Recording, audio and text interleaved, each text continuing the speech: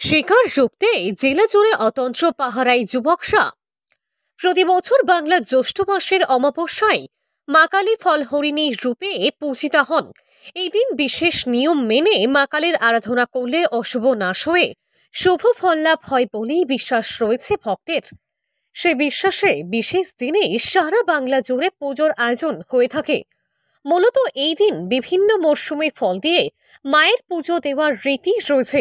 অন্যদিকে এই বিশেষ দিনে আদিবাসী সম্প্রদায় মানুষের মধ্যে শিকার করার রীতি রয়েছে। যেমন বাগরোল, ভাম, গোসাপ, কাঠবেড়ালি প্রচুর পাখিকে হত্যা করে নিয়ে চলে যায়। এবং এই যে বন্যপ্রাণী হত্যা, এগুলো ওরা মূলত করে চিত্ত বিনোদনের জন্য এবং এগুলো শিকার করে ওরা খায়। কিন্তু বন্যপ্রাণী হত্যা করা ভারতীয় বন্যপ্রাণ সংরক্ষণ আইনে অপরাধ। তাই মহামান্য হাইকোর্ট নির্দেশ দিয়েছিলেন যে এই শিকার উৎসবকে প্রতিহত জন্য, এবং এটা একা বন দপ্তরের পক্ষে সম্ভব নয়।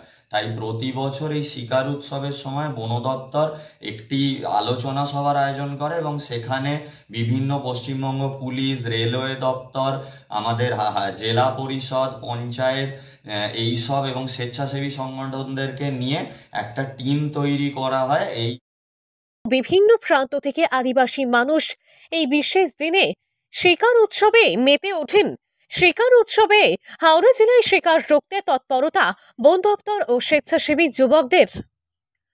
ফল হরিণী অমাবস্যায় হাওড়া জেলা জুড়ে মা কালীর আরাধনায় মেতে ওঠে বিপুল অংশের মানুষ।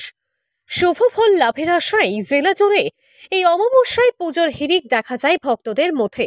তেমনি ফল হরিণী অমাবস্যা মানে শিকার। হাওড়া নন ফরেস্ট জোন হলেও এখানে সজারু, কাঠবেড়ালি, গন্ধগোকুল, বাঘশোলের মতো বিভিন্ন বন্যপ্রাণী বাস করে।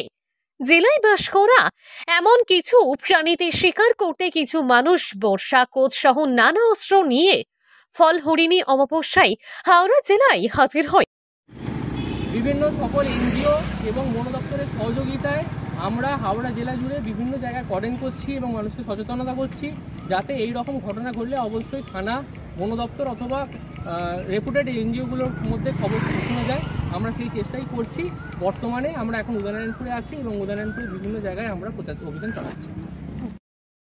অমাবস্যার কিছুদিন আগে থেকেই শিকারীরা জেলায় প্রবেশ করে। সেই দিক গুরুত্ব দিয়ে জেলা বন দপ্তর কর্মী এবং পরিবেশ কর্মী জেলার গুরুত্বপূর্ণ প্রবেশদ্বারগুলিতে পাহারারত থাকে। বিগত কয়েক বছর এভাবেই শিকার রক্ষার চেষ্টা হাওড়া জেলায়। হাওড়া থেকে রাকেশ মাইতির রিপোর্ট, লোকাল 18 বাংলা।